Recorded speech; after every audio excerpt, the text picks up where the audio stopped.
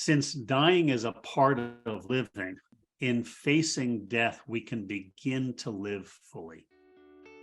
That was Dr. Ira Byock, American palliative care physician, thought leader, and advocate for palliative care.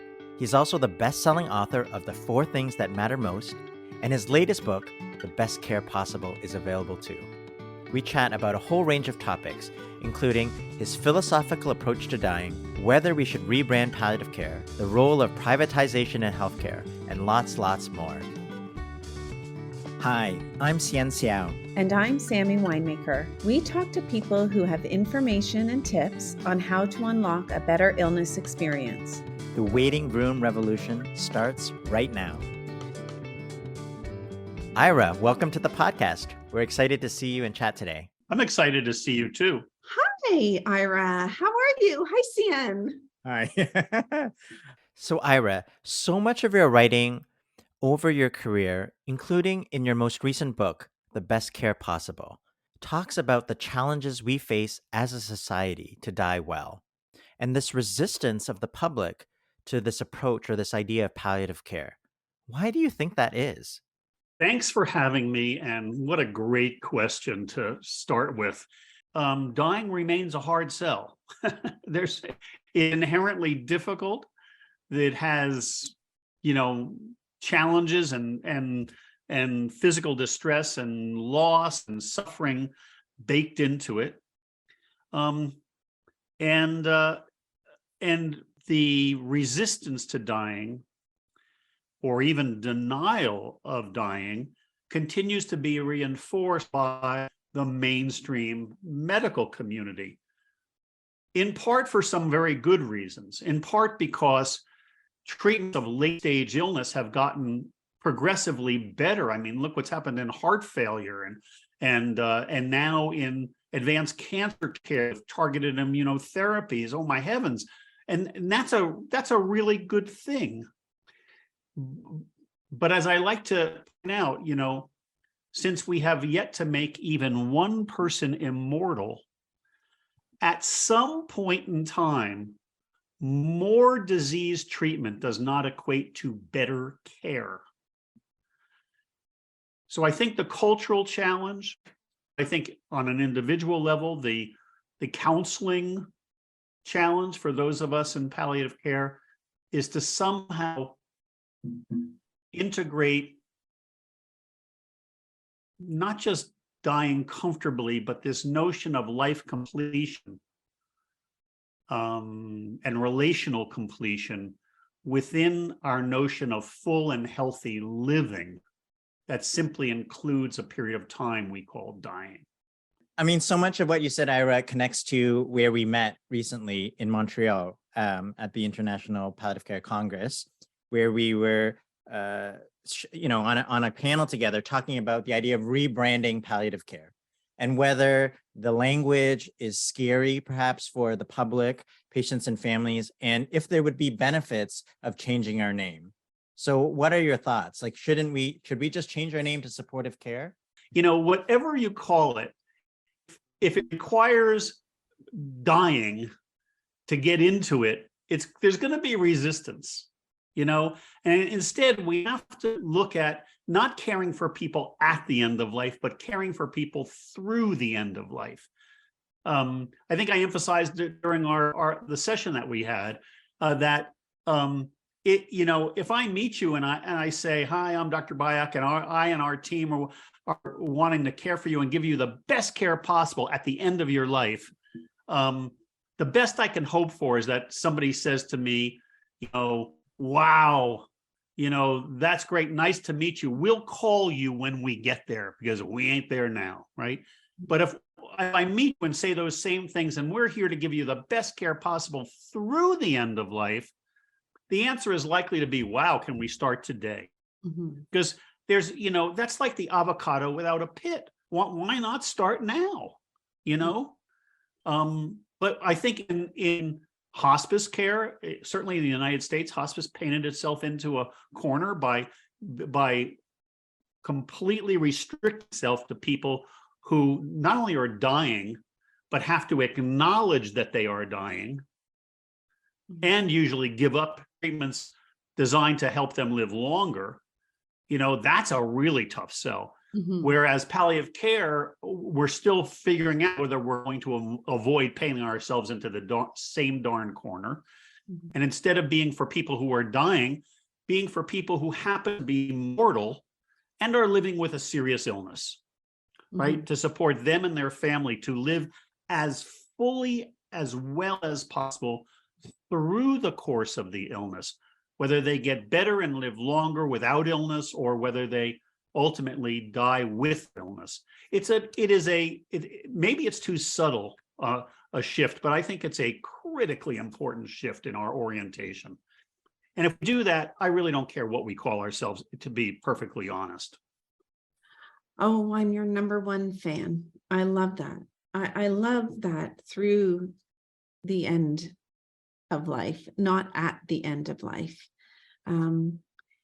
It shouldn't be such a hard sell, huh? It seems so intuitive and what people would naturally want, this kind of care through the illness journey, regardless of whether or not it's curative or stabilizable or advancing, et cetera, et cetera. I have a question for you, Ira. And a question we get asked a lot, wondering what your answer would be, is when does dying start?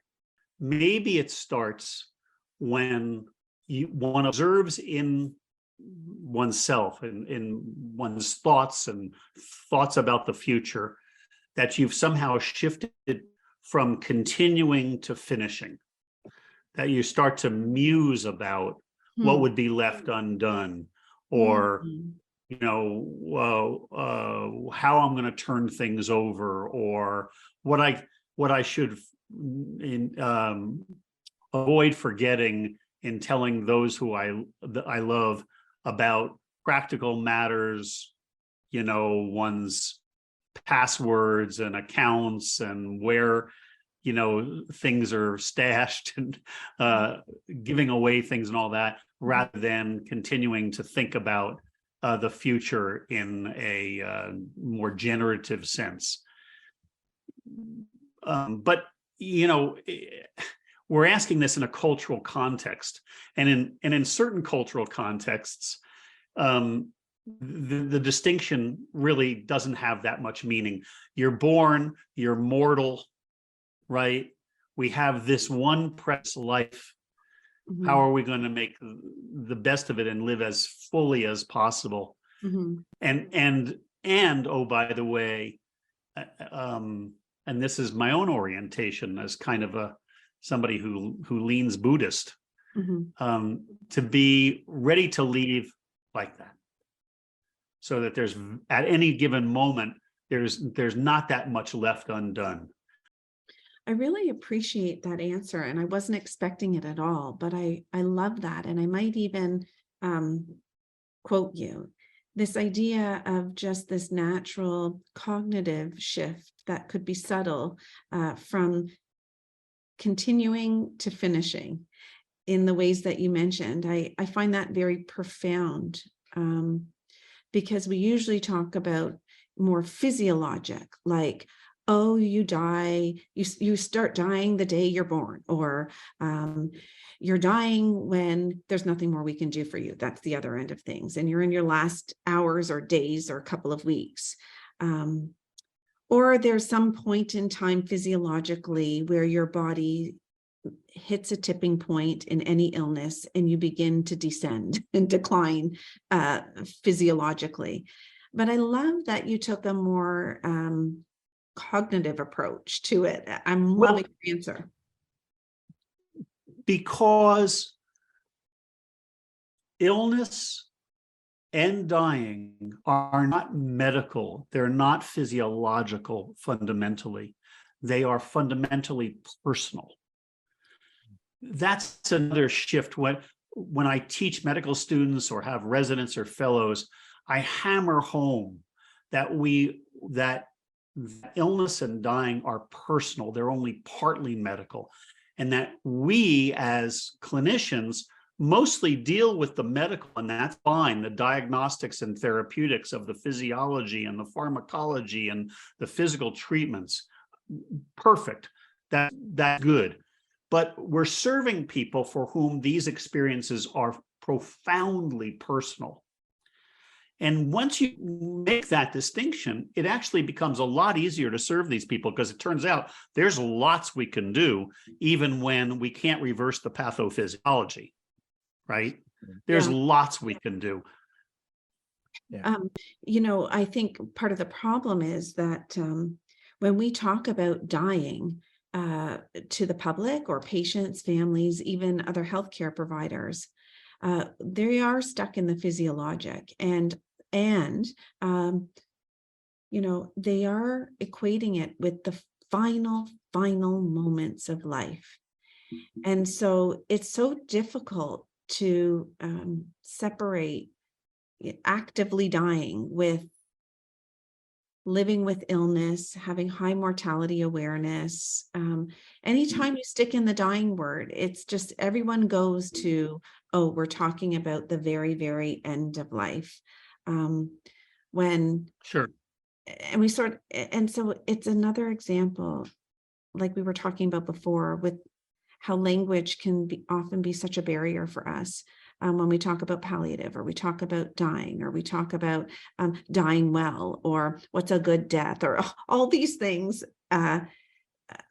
we're often very narrowly defining, those concepts, Yes. and answering in this very narrowly defined definition, unlike you, who is thinking on multiple levels with various layers that are not just physical and biological. As with Waiting Revolution, we as we tried to go to the public and we thought we could re-educate about what is palliative care, and it's a palliative care approach, and make it more palatable. We realized to improve the end, we had to improve the beginning. And I think what we learned was this idea of, even when we talk about the best care possible through the end of life, if we just talk about the best care possible, that's really the ethos of a palliative care approach, with a life-changing diagnosis. And when we're really upstream, I think we realized we think we could use metaphors and different language. And as we got later down, thinking of Catherine Mannix on my shoulder here, that we really shouldn't avoid the D word and P word, and we should call it what it is and be honest with people. But even upstream, like to your point, any life-changing diagnosis, or, for each day that we're alive, there are things happening that we, if we can see what the picture is going to look like, we can prepare for that. And that is open illness understanding and planning is a big piece of palliative care. So I just am curious to know what your thoughts are about this approach. I think they're complementary, not opposing, but we never really had a chance to chat further about that. I do think they're entirely complementary. I started to say that most talks I give, certainly talks to the general public, I start up front by dialoguing and asking them questions, kind of to break the ice and all that, but they're all around distinguishing illness as a personal experience rather than as a medical experience, and understanding the medical as part of the personal, not the thing itself. And as you do that, and it's not just illness, it's illness, caregiving, dying, and grieving. When you see these as fundamentally personal and as essential parts of full and even healthy living, then we can properly use the medical in service of the personal, in service of living fully as individuals, in the context of our households, the people we love, and in the context of our larger families and communities.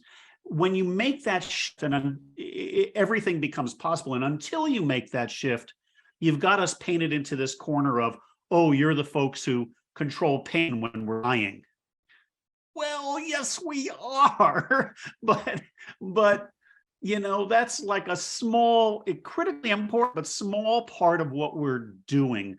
And so, the best care possible for me, is our brand. We're providing the best care possible through the end of life, but the best care includes medical excellence, but it is fundamentally personal care. It is highly personalized.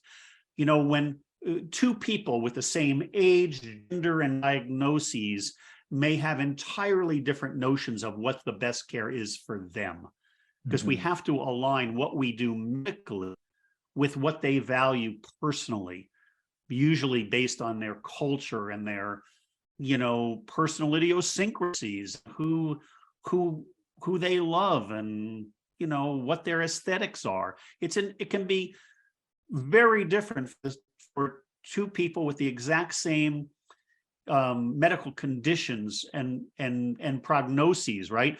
And that means that when you're teaching, again, medical students or fellows or residents, you can't use, disease treatment algorithms and get to the right answer.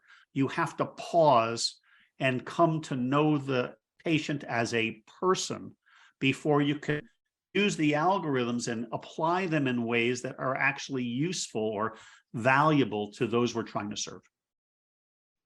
Ira, when you speak about, our brand being we provide the best care possible, how would we distinguish, because I agree with you, how do we then distinguish that kind of care that's provided by a palliative care specialty team, specialists like yourself and me, from the care that people should expect from all healthcare providers?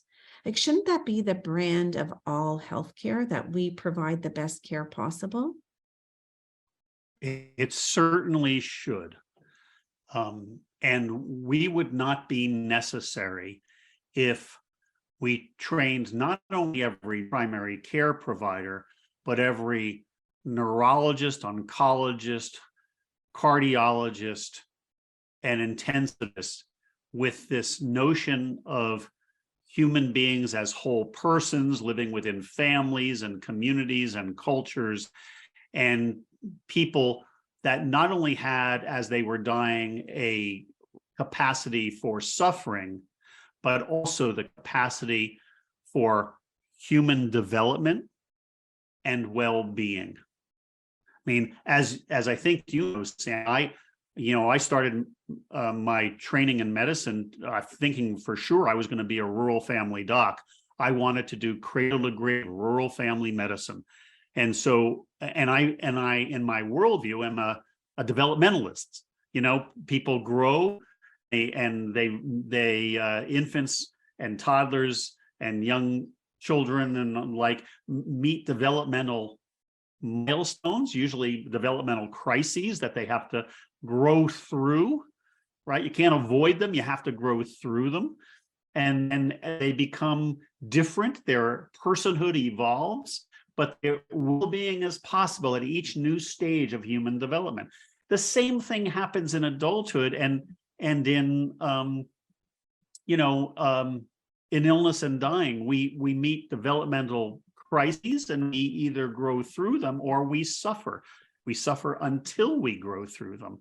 And our personhood changes, our expectations about ourselves, our relationships with others shift, but it need not be pathological. It can shift in ways that are, frankly, healthy and contribute to living fully through the end of our lives. Yeah, you and I have also talked about this idea that one day we hope that healthcare gets it right, the training gets reformed so that all healthcare providers know how to provide the best care possible through an illness until the end. And you and I have also talked about how wouldn't it be great if one day we don't need palliative care specialty teams, because what we do is embedded into the skill of everyone else. But we're not there yet. And I'm not sure the trends are hopeful, by the way. Right. I mean, I think we may be getting our counseling through a chat GPT bot before we train every cardiologist and intensivist in these techniques. And until then, I think what we're doing, the three of us, is really saying, okay, well, that needle is moving very slowly. and it's going to take decades to turn that boat, shift it at all, that we're pretty committed to helping citizens of the world be more eyes wide open about what kind of skills they require and knowledge they require to navigate an illness journey, because they're not going to get the full navigation from the healthcare system. And like you said, it's not all biological and physiological. The illness experience has so many different layers. But I think patients and families expect that it's going to be a biomedical model as soon as they're diagnosed. And it's a very narrow perspective. But yeah, so I think we're going to have more success creating a tidal wave of new in the know patients and families Exactly. sooner. Exactly. And we're going to shift the healthcare system. We need to teach them to hope for the best and prepare for the rest. Where'd you hear that? Just a thought that came to mind. Can we use that for the title of our upcoming book? I'm just kidding. No, I'm glad, I was just thinking back what you said, because that dying is not medical. I've heard that dying it's a social phenomenon, but you talked about it as being a personal one. And I'm glad you said that. It's making me think differently, because one of the things that we didn't get to talk about in Montreal was, where our, we've been talking about healthcare providers, but this waiting revolution is targeted at teaching patients and families to be more activated, to be more educated.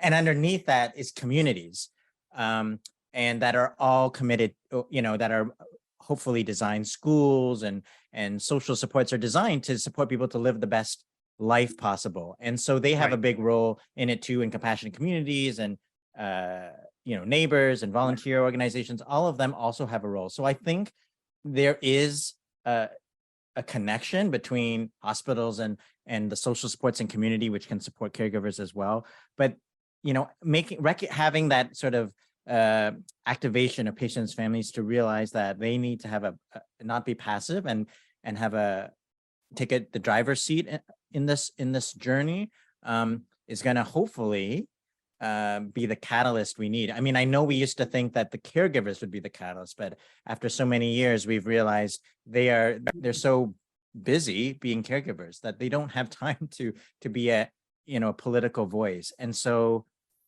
really it's all hands on deck. But I think this is where our field gets into sort of inside baseball, where we continue to, talk about definitions or changing the names and trying to protect our turf a little bit, which we understand, the need for, but also at our own detriment to some level. I think part of the tension within the field of hospital palliative care within the United States certainly is disagreements about whether we have a cultural purpose at all. I think there's a number of my esteemed colleagues who disagree with me strongly that we have a role in helping the culture grow the rest of the way up, that it's just about providing palliative care as a medical specialty. And whatever we call ourselves, as long as people say yes to us, that's a good thing. So call yourself supportive care or call yourself the Rainbow Program or whatever the heck you need to do that. And I do strongly disagree. I think it's less about what we call ourselves and more about modeling this notion of full and healthy living for mortal human beings. You can call yourself supportive care, but if in your institution you have to be dying to get supportive care, it won't be long before your referral colleagues say, don't say supportive care when you meet these people, because you'll scare the daylights out of them. Do you think that's it's so ironic, by the way? I said this in Montreal too. So ironic when the colleagues who are saying that to me are oncologists. What scares a person more than saying, I'm afraid you have cancer, right? And you're saying to me, don't say palliative in a room? Are you kidding me? Yeah, this is just part of life. And I think part of what we will all be a lot happier if we can embrace the precious gift of life as a rich, wonderful, but finite gift. Let's live fully as possible, Yeah. right? Without deluding ourselves that somehow we're going to live forever. Mhm, mhm. You go, Sammy. Okay. Well, no, you're reminding me about, when you mentioned the oncologists, and, I can't say off the top of my head what the data shows in terms of which areas of medical practice have a high likelihood of burnout or depression, et cetera, right? Because doctors at the end of the day are just humans, right? And we are susceptible to feelings and emotions. But I do know that I've had a fair number of oncology colleagues who have suffered from depression. And I always think to myself, I wonder if some of the antidote would be to have the skills to lean in when you feel like you're helpless, or you feel like the patient is slipping away from you, or you don't feel you have anything more you can offer. That's got to feel horrible. So I honestly wonder if we were able to convince our colleagues that, at bare minimum, this care feels good. It's not only what's best for the patient and family, but it's actually what's best for you as a human providing medicine, to know that there'll never be a time there's nothing you can do, because you have your own human self to bring as a therapy when you offer honest, open, human-centered care. I think you're entirely right. And kind of the converse examples make the point so strongly. We all know a few oncologists who aren't burned out, and who, whether they would articulate it in the terms that I've used or you've used, who get it, that they're there to serve human beings through the course of an illness. And in leaning in and in knowing the person as a whole person rather than just as a set of diagnoses and comorbidities and complications, they can, I have to use the word, they can enjoy their clinical practice, because, burnout is feeling drained, as if the metaphor of a glass that you can only drain. But when you see yourself in relationship to whole persons, you also get filled up by the privilege and the enjoyment of that relationship. That's what kept me, while I was doing clinical practice, that's what filled me up, right? And if I have the resources to care well for people, it's both draining and enriching at the same time. And so, yes, I have to take some time off from, I'm glad when I'm not on call on a weekend, or I love my vacations, but I'm not burning out because, oh, it's so sad. Well, human life is sad, but also, fabulous. I wonder if you're like me in the sense that the things that drain you are more this kind of stuff, like not this podcast, but the constant advocacy and defining what we do, and convincing the healthcare system that it's a good thing, et cetera, et cetera. It's not the clinical work, even though it can be sad, because of this ability to have these skills that allows us to care for people, even in the middle of suffering, through suffering. It's all this other stuff. It's the healthcare system disease that is so draining. I do think that burnout relates far more to having the resources and support within your clinical environment, your context of care, to do your job well, to feel like you're giving the best care you can. And I think burnout really grows in proportion to the level of frustration that clinicians have, that they're not able to fulfill their own clinical expectations. Our expectations in hospice and palliative care are that most of the people we serve will continue to get more ill physiologically and are likely to go on to die. That's factored into our career choices. But as long as we're able to give care at a level of comprehension and excellence that meets our own internal standards of excellence, then I think burnout is much less of a risk.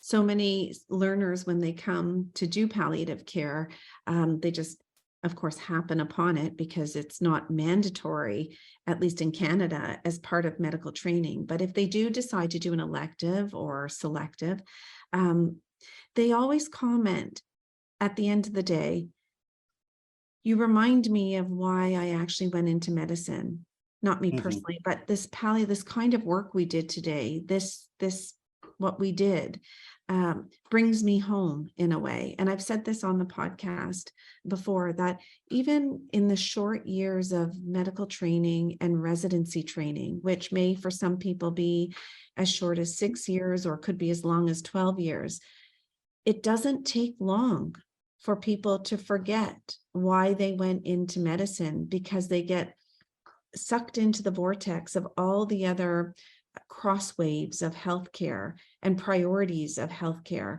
And it's not until they stumble upon a day in palliative care where they remember. And so there is something about having high mortality awareness. Like you said, we come to this job knowing what we're getting into, and we're able to lean in with this providing the best care possible that is protective as a medical provider.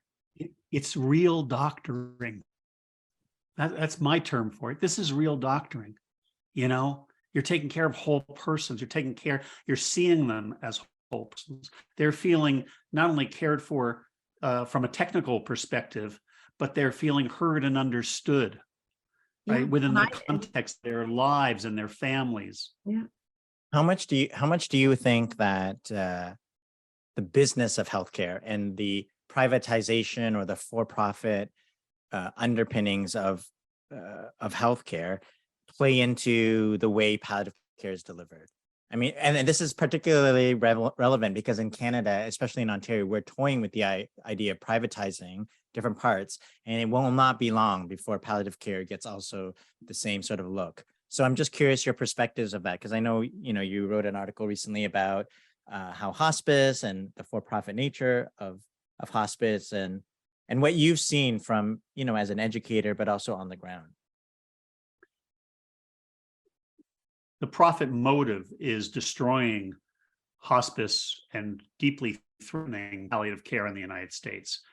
This is another topic to talk about, another episode maybe, but are trying to reclaim hospice care from mostly from the, not just for-profit sector. It is the investor-owned, shareholder-owned for-profit, publicly traded sector, and the private equity-owned hospice programs, in which hospices as a business are just another business. It's not immoral, it's amoral. They're just a business, they're just a holding. Yeah. And now in the United States, about 70% of hospice programs are for-profit. Many of them are publicly traded and investor-owned or private equity-owned.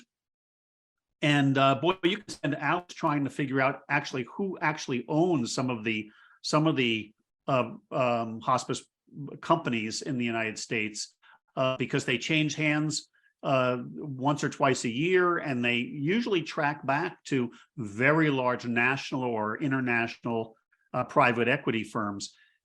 The mission of hospice care has been to take the best care we possibly can of dying people, right?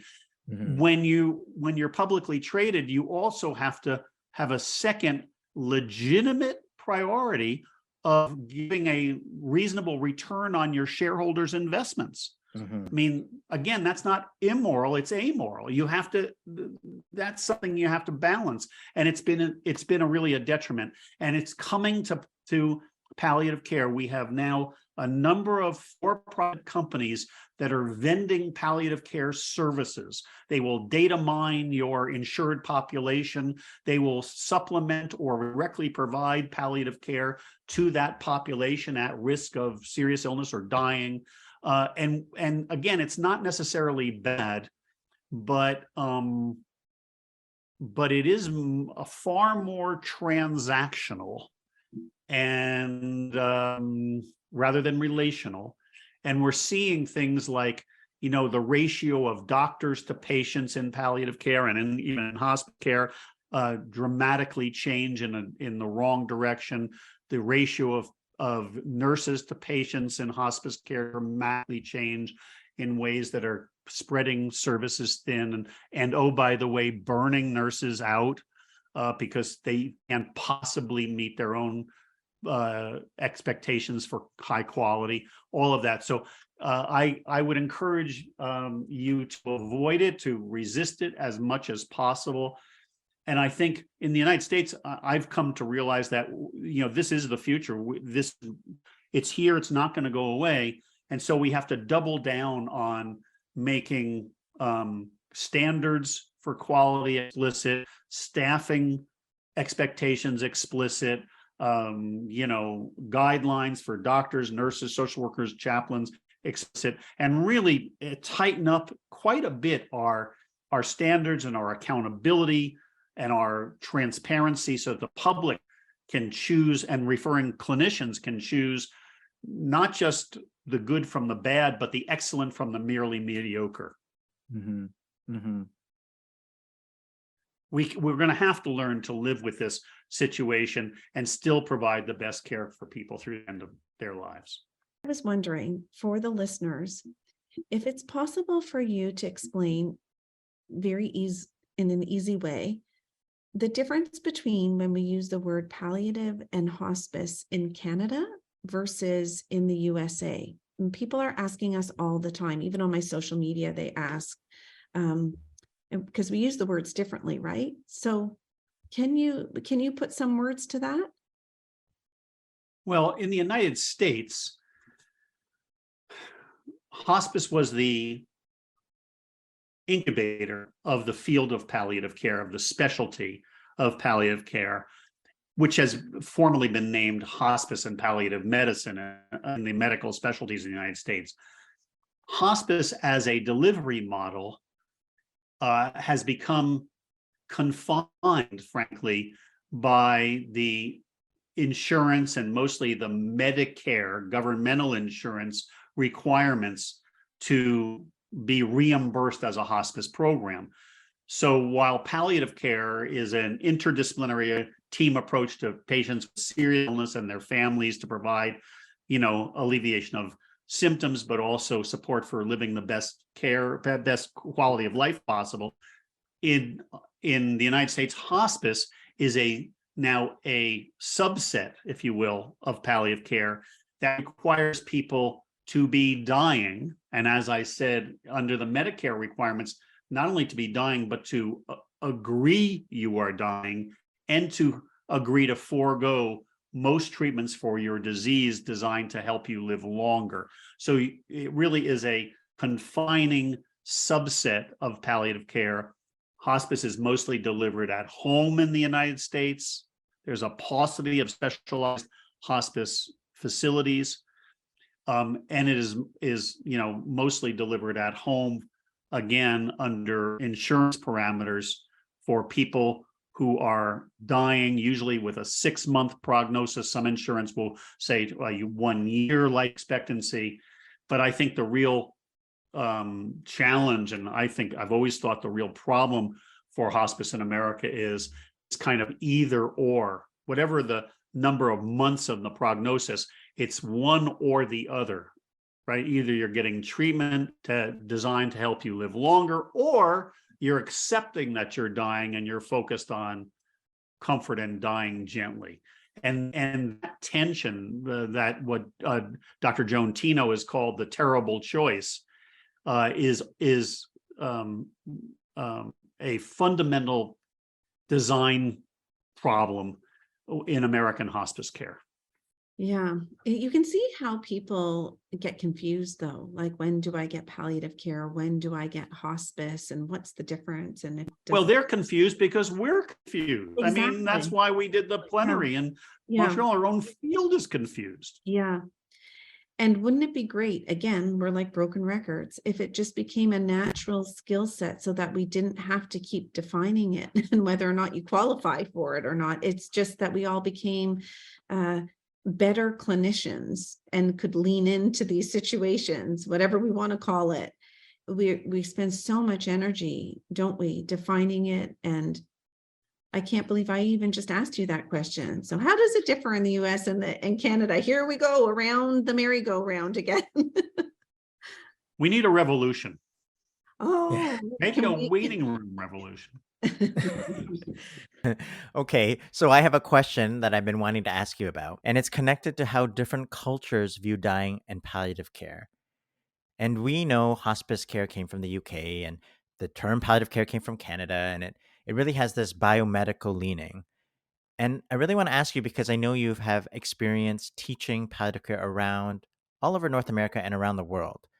And so my question is really, is palliative care a westernized idea, or is it acceptable and used in other cultures and religions?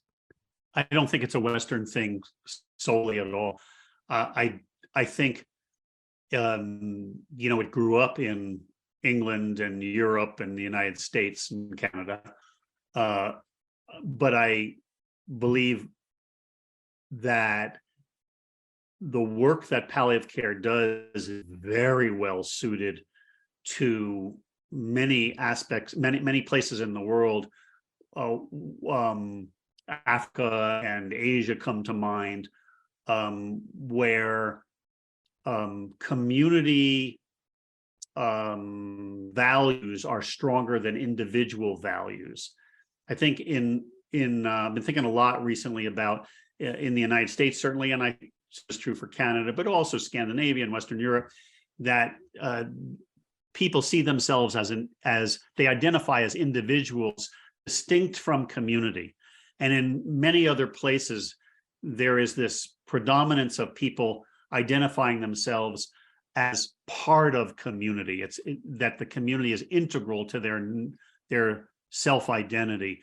And that I think very likely diminishes sources of suffering, of loss of dignity or feeling a burden to others, which I'm not sure have all that much meaning in certain Asian and certainly tribal cultures of Africa and other indigenous cultures. I think maybe generally, I'm speaking in broad generalities. I'm sure there are many exceptions, but this notion that my dying is my dying, and I want pain control, and then I just want to die suddenly, maybe by assistance in dying, that has far more salience when I'm an individual distinct from my community than I'm an integral part of community, and me are indivisible.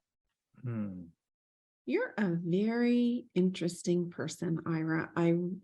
No, seriously, because the breadth and depth and angles you take to answer some of these questions can only come from a very wise and seasoned person who has seen it all and has had has fermented in his own career. Really, there's and again, not to be patronizing, but like a maturity to your answers that is so different than what we expect people to just how to answer these questions. I really appreciate that. And it speaks to how important it is for us to harness the ideas and thoughts of our colleagues, our healthcare colleagues, when they have seen a lot, been part of so many different things. Like there's wisdom to harness from your brain that we must harvest.